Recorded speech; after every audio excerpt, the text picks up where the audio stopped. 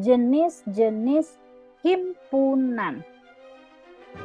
Nah, ada 3 jenis himpunan, yaitu himpunan terhingga, himpunan tak terhingga atau tak hingga, dan himpunan kosong. Ya. Sekarang kita bahas dulu perbedaannya. Himpunan terhingga adalah himpunan yang banyak anggotanya terbatas atau anggota himpunannya bisa dihitung. Oke. Ya, contoh, himpunan bilangan asli kurang dari 10. Berarti anggota dari himpunan ini kan 1, 2, 3, 4, 5, 6, 7, 8, dan 9. Nah, ini himpunan terhingga ya. Berarti dia ada batasnya. Anggotanya bisa kita hitung ya, atau NA-nya. Nah, NA-nya bisa kita ketahui, itu maksudnya. Jadi NA dari himpunan ini, misalnya ini himpunan A ya. Nah, berarti NA-nya ini adalah 1, 2, 3, 4, 5, 6, 7, 8, 9. Tuh. Itu ya. Nah, yang kedua nih, himpunan A adalah himpunan bilangan prima kurang dari 6. Artinya, himpunan A ini terdiri atas angka 2, 3, dan 5. Jadi, NA di sini itu ada 3. Gitu ya.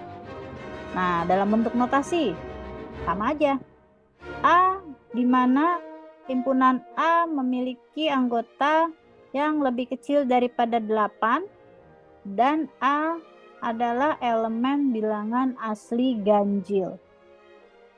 Nah, berarti himpunan A ini terdiri atas 1, 3, 5, dan 7. Ya. Nah, asli ganjil. Ingat-ingat, bilangan asli dimulai dari 1. Ya. 1 ganjil. Nah, jadi bilangan ganjilnya itu dimulai dari 1. Maka kita punya 1, 3, 5, dan 7. Jadi NA-nya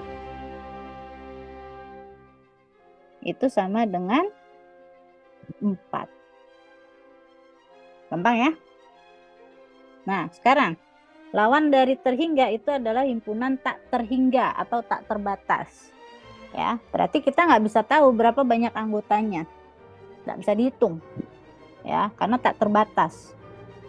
Contoh, himpunan bilangan pecahan kurang dari 10.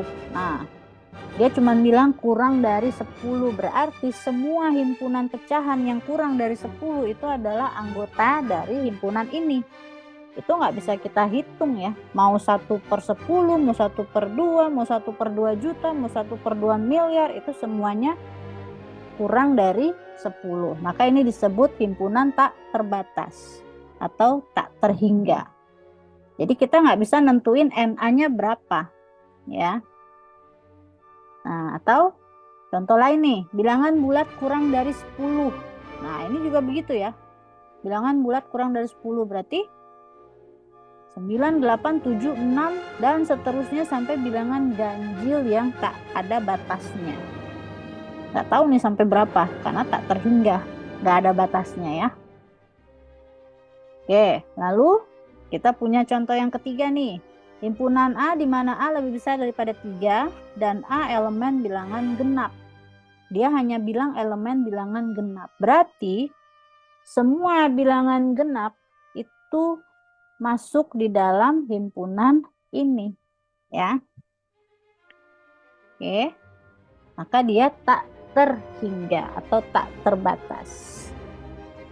Lalu ada satu lagi nih. Himpunan kosong. Ya. Himpunan kosong adalah himpunan yang tidak memiliki anggota sama sekali. Oke. Nah, jadi dia nggak ada anggotanya, kita nggak bisa sebutkan anggotanya dia siapa. Contoh, yang pertama, himpunan manusia yang pernah tinggal di matahari. Itu tidak ada dong, tidak ada manusia yang pernah tinggal di matahari, maka himpunan ini adalah himpunan kosong. karena tidak ada anggotanya. Ya. Yang kedua, anak SMP yang berumur 1 tahun. Himpunan A adalah anak SMP yang berumur 1 tahun. Di mana-mana tidak ada anak SMP berumur 1 tahun, maka ini adalah himpunan kosong. Ya. Lalu, yang ketiga, contoh lain, A lebih kecil daripada 6, dan A elemen bilangan ganjil yang habis dibagi 2. Lagi-lagi ini juga himpunan kosong, karena bilangan ganjil tidak ada yang bisa habis dibagi 2. Oke, gimana cara penulisannya sekarang? Cara penulisan himpunan kosong bisa kita tulis dengan seperti ini. Pertama, kita bisa tulis dengan begini, ya, tanda kurawal dan tanda kurawal. Misalnya ini himpunan A sama dengan.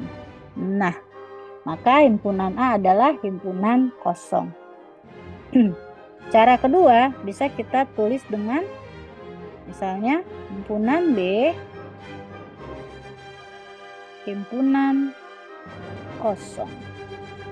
Nah, sama ya, dua-duanya ini adalah himpunan kosong. Oke? Paham? Good. Nah.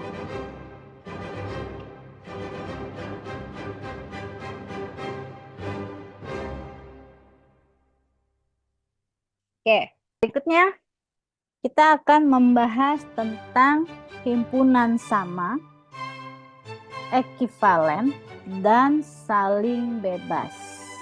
Ya. Apa bedanya? Kita lihat. Himpunan dikatakan sama jika banyak dan isi anggotanya itu sama persis. Benar-benar sama ya. Contoh, himpunan A misalnya memiliki anggota 1, 0, 1, 2, 3, 4. Sementara himpunan D 5 bilangan cacah pertama. Artinya himpunan D ini juga memiliki anggota 0, 1, 2, 3, 4. Himpunan ini dikatakan sama karena anggotanya dan banyaknya itu sama persis. Ya. Paham ya? Jadi sama persis dia. Walaupun cara penulisan himpunannya berbeda, tapi anggotanya sama. Satu contoh lagi, ya. Seperti yang nomor 3 nih. Himpunan C, huruf vokal pembentuk kata Nigeria. Artinya himpunan C itu memiliki anggota huruf E, huruf I, dan huruf A. Lalu ada himpunan B, huruf vokal pembentuk kata Amerika. Artinya anggota B juga hurufnya A, E, dan I. Jadi kedua himpunan ini juga sama. Ya. Nah, sekarang apa yang dimaksud dengan himpunan ekivalen?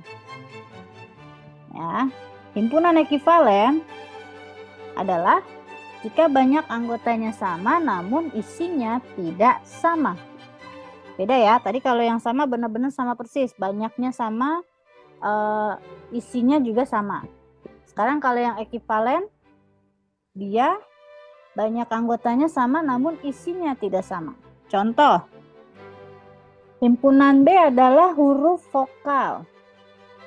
Artinya himpunan B itu anggotanya A, I, U, E, O. Ya, maka NB banyak anggotanya ya. NB itu sama dengan 1, 2, 3, 4, 5. 5 ya. Oke. Sekarang kita punya himpunan C nih. Himpunan C itu adalah 5 bilangan asli pertama. Artinya anggota himpunan C itu adalah 1, 2, 3, 4, 5. Nah, jadi kalau kita tulis banyak anggota C atau NC itu sama dengan 5. Oke. Nah, di sini himpunan B dan himpunan C disebut ekivalen karena dia memiliki banyak anggota atau jumlah anggota sama-sama 5. Walaupun isinya tidak sama. Gitu ya. Nah, lalu ada yang himpunan saling bebas. Jadi mereka tidak sama dan tidak ekivalen. Ya, itu udah pasti anggotanya berbeda ya. Nah, jadi kita lihat.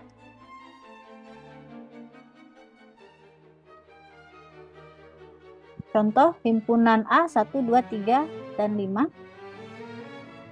Himpunan B itu 1, 2, 3.